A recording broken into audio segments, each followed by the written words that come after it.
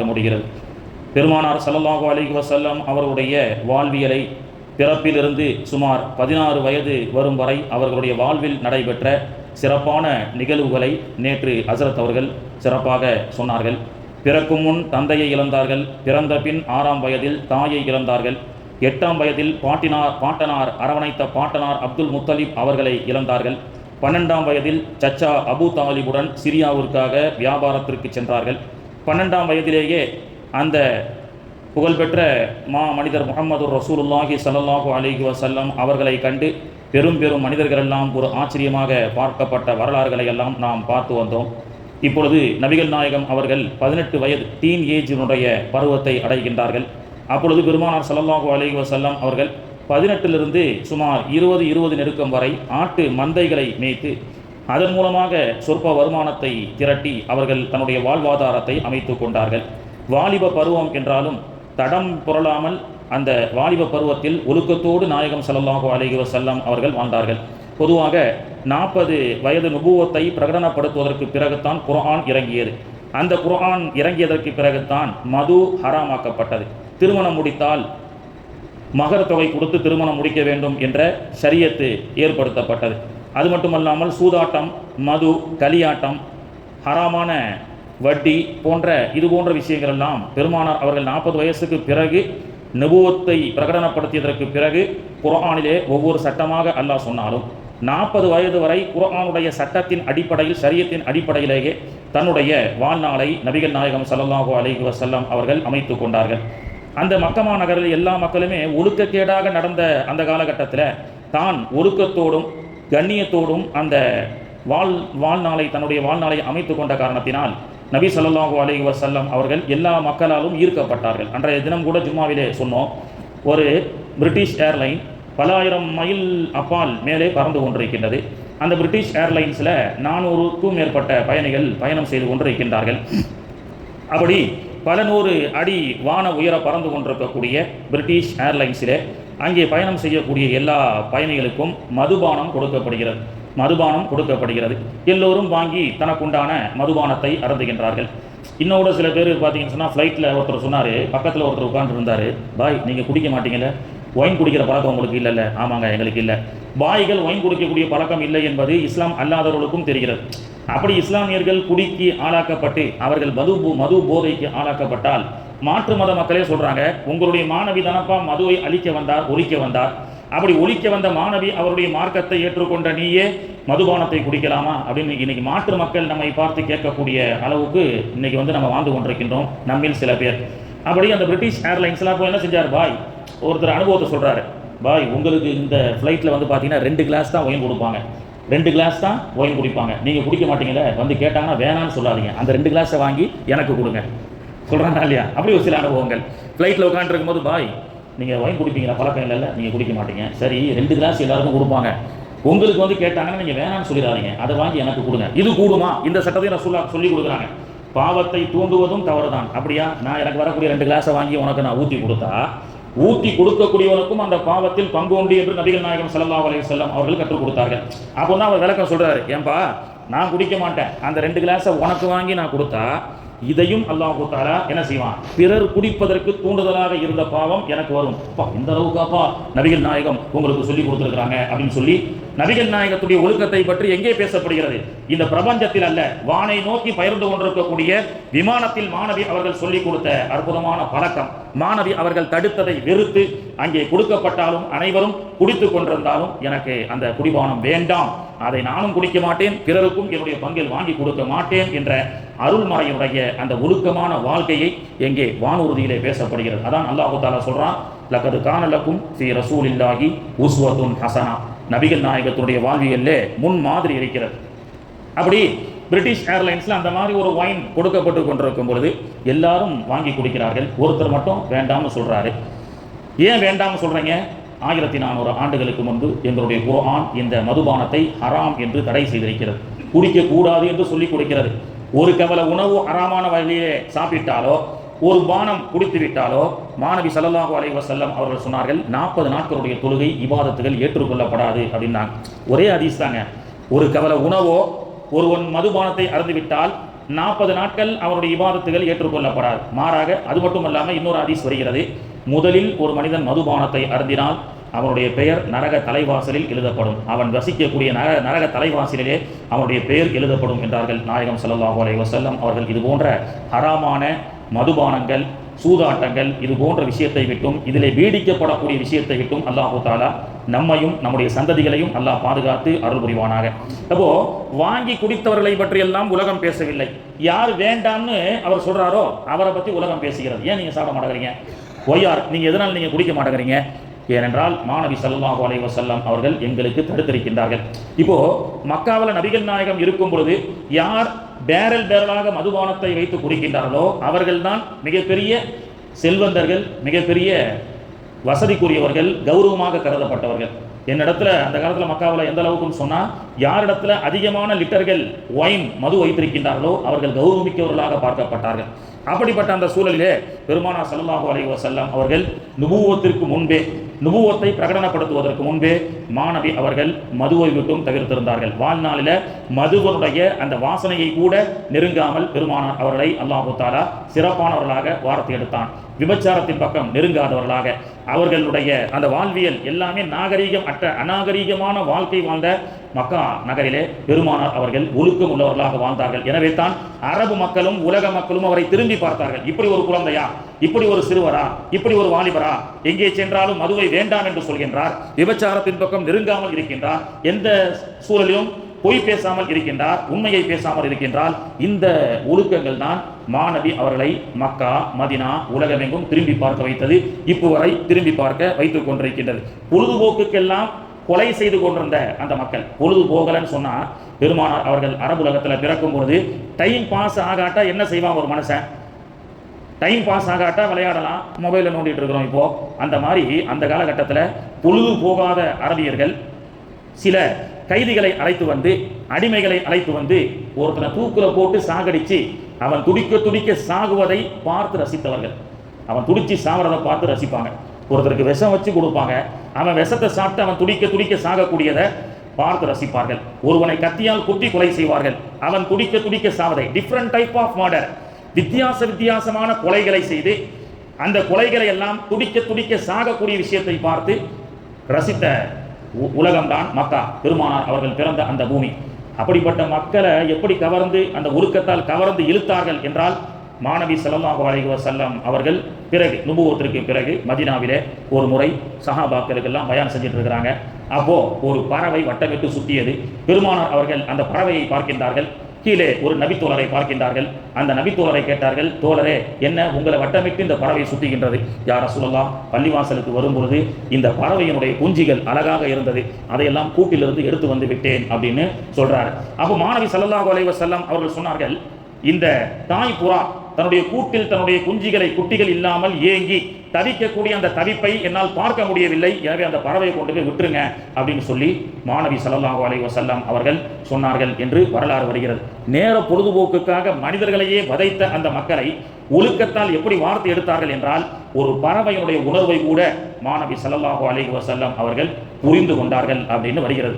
இது போன்ற பயான்களை எல்லாம் இணையதளத்தில் போடும்போது யூடியூப்ல ஒருத்தர் வந்து கேட்குறான். நிறைய பேர் கருத்துக்களுக்கு முரண் கருத்து சொல்லுவாங்க, அதெல்லாம் ஏற்றுக்கணும். அப்படியா, உங்கள் மார்க்கம் அப்படி என்றால் அப்போ ஏன் ஆட்டை அறுக்குத்து சாப்பிட்றீங்க, உயிர் பலி கொடுக்குறீங்க அப்படின்னு ஒருத்தன் கேட்குறான். யூடியூப்ல என்னுடைய பயானை பார்த்து ஒருத்தர் என்ன செய்கிறாரு, ஒரு சகோதரர், அவர் எதிரியாக நம்ம பார்க்க வேண்டியதில்லை, அவர் என்ன கேள்வி கேட்டார், நல்ல அற்புதமான கேள்வி. உயிரினங்களை கொலை செய்யக்கூடாதுன்னு நபிகள் நாயகம் சொல்றாருன்னு சொல்றீங்க, பாட்டை அறுத்து சாப்பிட்றீங்க, கோழியை அறுத்து சாப்பிட்றீங்க, அது உயிர் தானே, அதையும் உங்க நபிகள் நாயகம் தடுக்கல அப்படின்னு சொல்லி அவர் கேட்டார். அற்புதமான கேள்வி. அன்னைக்கு கூட அண்ணன் சொன்னாங்க, ஆட்டை அறுக்கும்போது பிஸ்மில்லாஹி அல்லாஹு அக்பர் தான் சொல்லணும், பிஸ்மில்லாஹ் ரஹ்மான் ரஹீம் சொல்லக்கூடாது. ஏன்னா ரஹ்மான் ரஹீம்ல இறைவனுடைய அருளும் கிருபையும் இருக்கிறது, இந்த இடத்துல அல்லாஹ்வுடைய அருள் இல்லை அப்படின்னு. அது தவறான கருத்து. பொதுவாக ஆட்டை அறுக்கக்கூடிய அந்த ஸ்லாட்டிங் அப்படின்னு சொல்றாங்க. ஆட்டை நம்ம வெட்டி சாப்பிட்றதுல ஆட்டை அறுத்து சாப்பிட்றோம். இந்த ஆடு அறுக்கிறது இங்கிலீஷ்ல அவன் சொல்லக்கூடிய வார்த்தை என்னன்னு சொன்னா ஸ்லாட்டிங் அப்படின்னு சொல்றான், அறுப்பது அப்படின்றான்.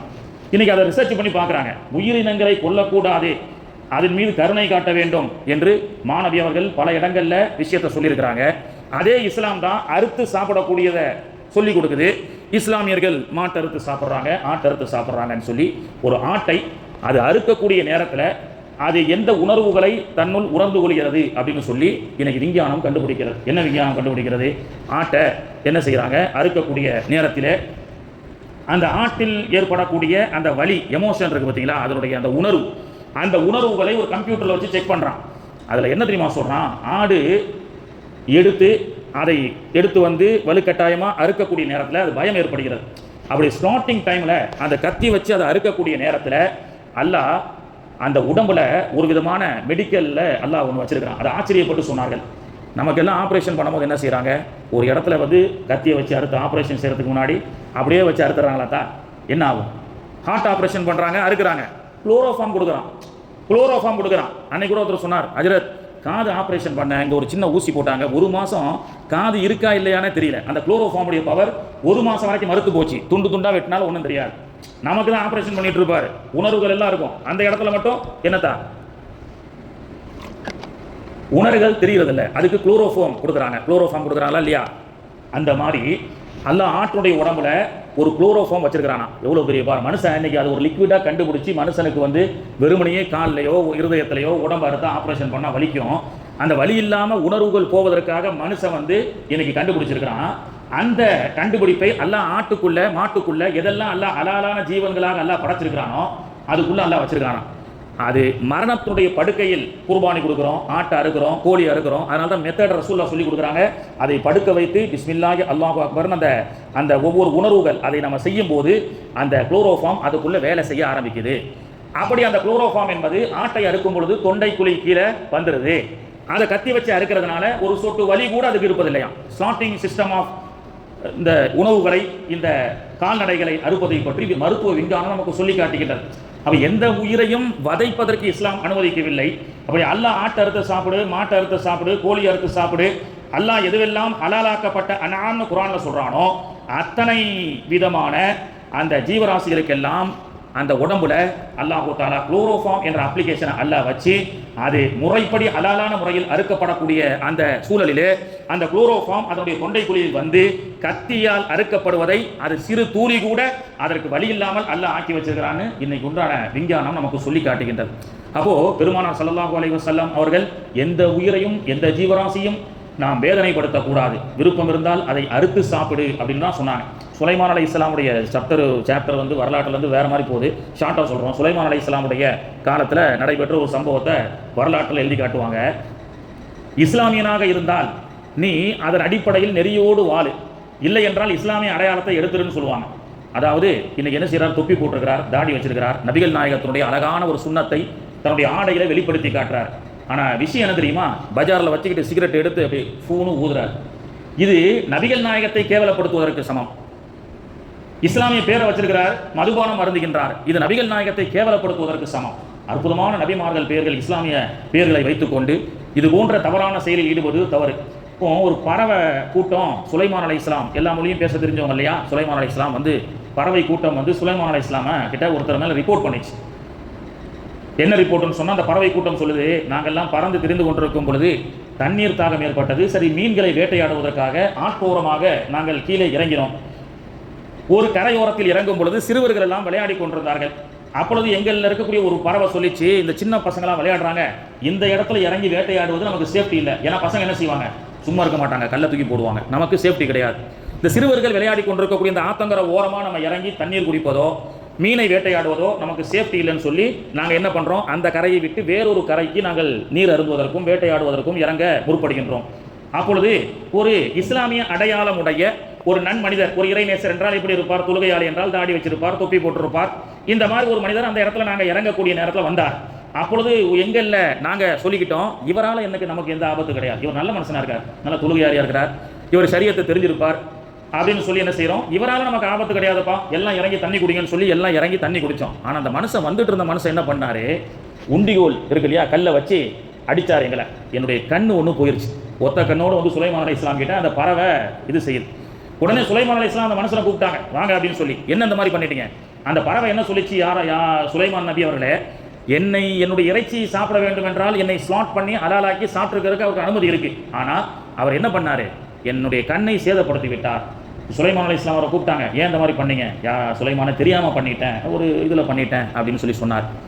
உடனே அந்த பறவைக்கு எப்படி கண்ணு போச்சோ அதே மாதிரி உன்னுடைய கண்ணையும் பிடுங்கி விடவா அப்படின்னு சொல்லி கேட்கும்போது அந்த பறவை சொல்லியது, அவருடைய கண்ணை எல்லாம் பிடுங்க வேண்டாம், நான் ஒற்றை கண்ணோடு வாழ்ந்து கொண்டிருக்கின்றேன். பறவைக்கு இருக்கக்கூடிய ஒரு மனிதாபிமானத்தை பாருங்க. மனிதன் மிருகமாக ஆயிட்டான், மிருகம் மனிதராக மாறிவிட்டது.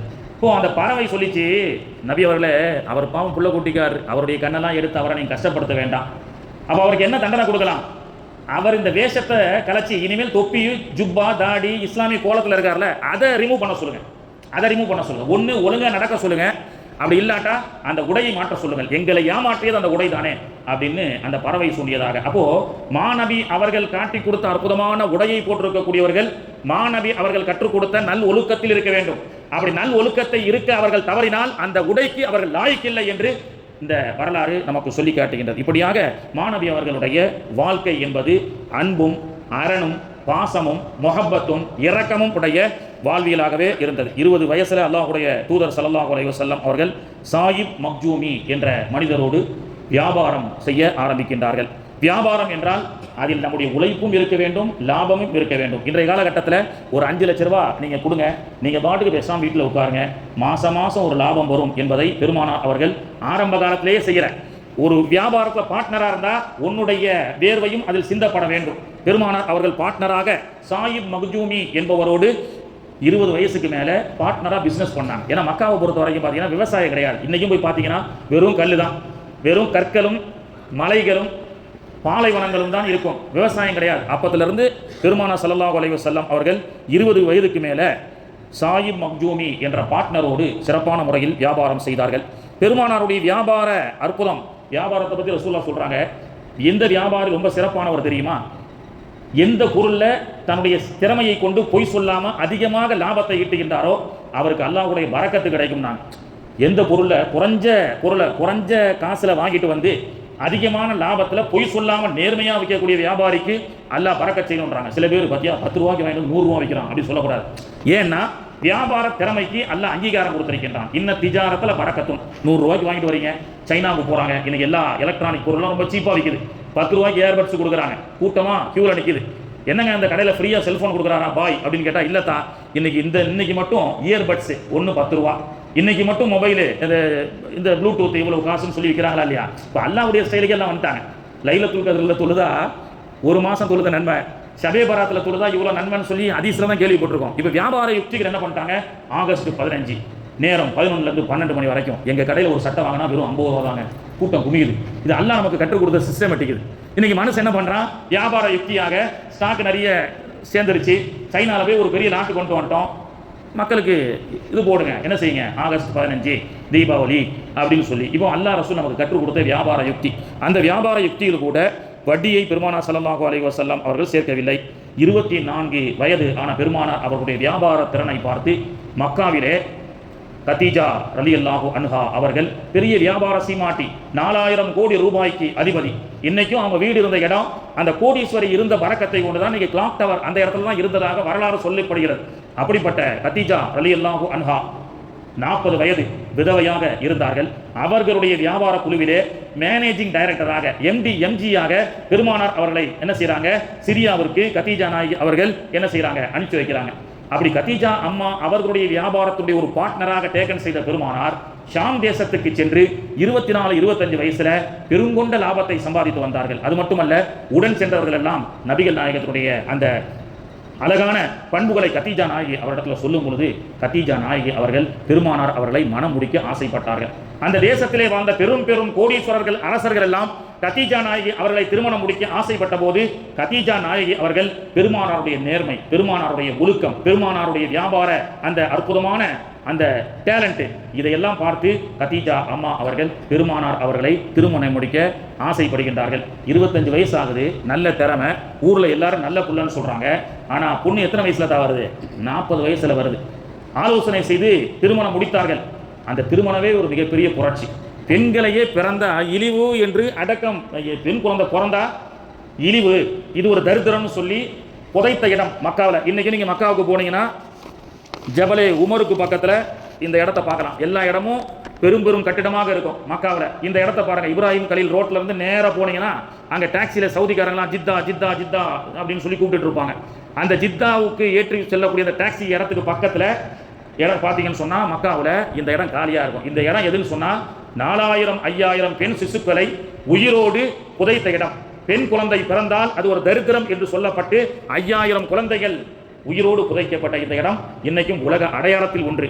எந்த சமூகம் பெண் குழந்தை பிறந்தால் தரித்திரம், அது ஒரு முசீபத் என்று சொன்னதோ, அந்த இந்த இடத்தை மையமாக கொண்டு இங்கிருந்து பெண் இனத்தினுடைய புரட்சி தலைவர் மாணவி ஸல்லல்லாஹு அலைஹி வஸல்லம் அவர்கள் எப்படிப்பட்ட புரட்சி செய்தார்கள். மக்கா பெண் குழந்தை பிறந்தால் 4000 ரியால் பெற்றோர்களுக்கு இன்னைக்கு கொடுக்குது. பெண் குழந்தை பிறந்தால் பெருமானார் அவர்கள் சொன்ன ஒற்றை வார்த்தை அல் பின்து பரக்கா அப்படின்னு சொன்னாங்க. அல் பின்து பரக்கா, பெண் குழந்தை என்பது பரக்கத்து. எந்த பெண் குழந்தையை தரித்திரம் என்று அந்த சமூகம் சொன்னதோ, அந்த பெண் குழந்தைக்கு சொத்துரிமை உண்டு. அந்த பெண்ணை திருமணம் முடிக்க வேண்டும் என்றால் மகர் கொடுத்து முடிக்க வேண்டும். மாணவி அவர்கள் 20 ஒட்டகங்களை கொடுத்து மகர் கொடுத்து முடித்தார்கள். குர்ஆன் பிறகு வந்தது, பெண்களை திருமணம் செய்தால் மகர் கொடுத்து முடியும். ஆனா அல்லாஹ்வுடைய தூதர் ஸல்லல்லாஹு அலைஹி வஸல்லம் அவர்கள் என்ன செய்யறாங்க, 25 வயசுல அன்னை கதீஜா அம்மா அவர்களுக்கு 20 ஒட்டகங்கள் பெண் ஒட்டகங்களை மகராக கொடுத்து அம்மையார் அவர்களை திருமணம் முடித்து 25 வருஷம் அன்னை கதீஜா அம்மா அவர்களோடு வாழ்ந்தார்கள். இன்னைக்கு நம்ம எல்லாம் ஒரு தப்பான செய்தியை சொல்லிட்டு இருக்கோம். 2 கல்யாணம் முடிக்கிறது 3 கல்யாணம் முடிக்கிறது சுன்னத்து. தவறான கருத்து. ஒரு மனைவி ஹயாத்தாக இருக்கும் வரை பெருமானார் இன்னொரு திருமணம் முடிக்கவில்லை. ஒரு மனைவி ஹயாத்தா இருக்கிறாங்க, இன்னொரு கல்யாணத்தை இவர் முடிச்சுக்கிட்டு இது சுன்னத்துன்றது. யார் சுன்னத்தது? ஒரு மனைவி ஹயாத்தாக இருக்கும் பொழுது மனைவி இறந்து விட்டார், தலாக் ஆயிடுச்சு, அப்படி முடிக்கிறது. பெருமானார் அவர்களுடைய 50வது வயசு வரைக்கும் அன்னை கதீஜா ரலியல்லாஹு அன்ஹா அவர்கள் பெருமானார் அவர்களோடு வாழ்ந்தார்கள். 25 வயசுல இருந்து 25 வருஷம் 50 வயசு வரைக்கும் அன்னை கதீஜா அவர்கள் வாழ்ந்தார்கள். உம்மு குல்சூம் போன்ற 4 பெண் மக்கள், ஒரு இப்ராஹிம் என்று அவர்களால் குழந்தை பிறந்தது.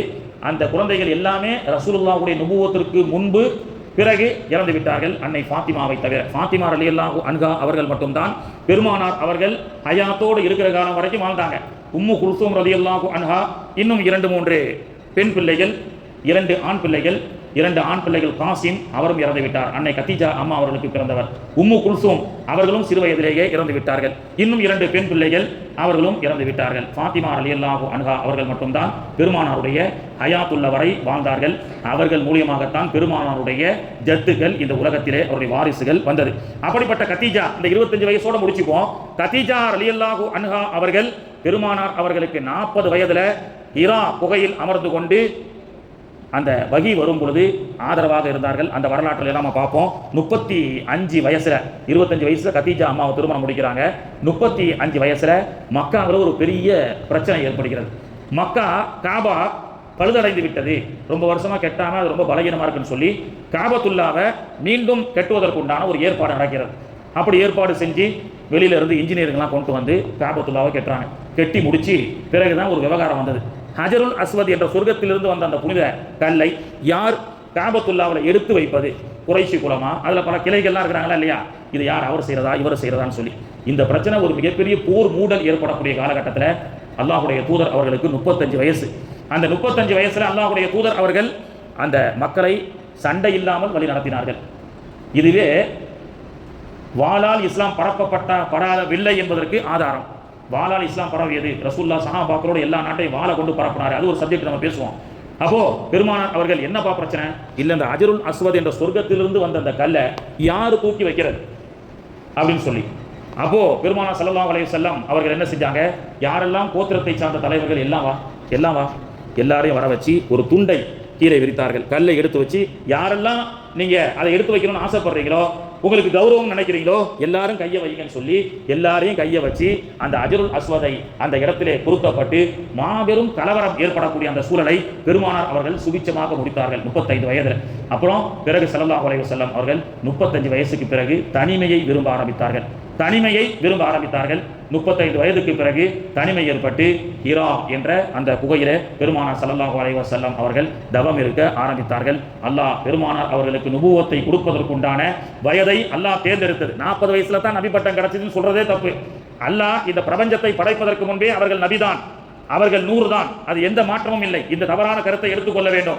40 வயதுல அல்லாஹ்வுடைய தூதர் ஸல்லல்லாஹு அலைஹி வஸல்லம் அவர்கள் ஹிரா என்ற குகையிலே சென்று தனிமையில் ஈடுபட ஆரம்பிக்கின்றார்கள். 40 வயதுக்கு பிறகு என்னென்ன நடந்தது என்பதை தெரிந்து கொள்வதற்கு முன்பு 40 என்பது பலகீனத்தினுடைய துவக்கம். இன்னைக்கு என்ன சொல்றாங்கத்தா, 25 வயசு வரைக்கும் மதர் பேச்சை கேளு. என்னதா 25 வயசு வரைக்கும் மதர் பேச்சை கேளு, 25லேருந்து 40 வயசு வரைக்கும் ஃபிகர் பேச்சை கேளுன்றான். ஃபிகர்னா தப்பாக நினைக்காதீங்க, மனைவி பேச்சை கேளு. அது ஒரு இதுவாக வரதுக்காக சொல்கிறது, பசங்க வேறமா தப்பாக நினச்சிக்கூடாது. 1லேருந்து 25 வயசு வரைக்கும் மதர் பேச்சை கேளு, 25லேருந்து 40 வயசு வரைக்கும் ஃபிகர் மனைவி பேச்சை கேளு.